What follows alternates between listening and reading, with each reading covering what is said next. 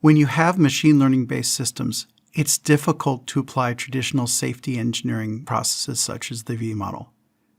Nonetheless, life-critical systems require extreme levels of reliability and safety. So what do companies do?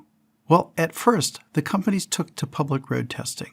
And the idea was quite simply drive around a lot and get to the point where you build confidence in the safety of the technology through sheer brute force public road testing. This public road testing is good for identifying the easy cases. If your car struggles to get down a single block, public road testing will reveal that pretty quickly and give you some indication of how you're doing.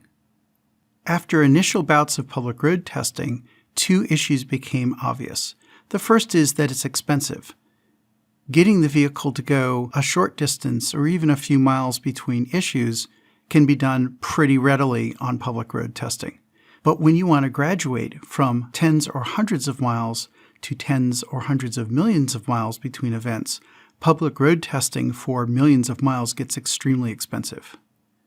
Another issue is that public road testing is potentially dangerous.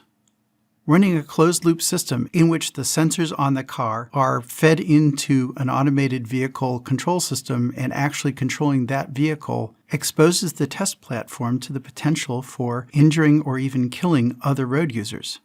And unfortunately, this happened in Tempe, Arizona in 2018, resulting in a fatality.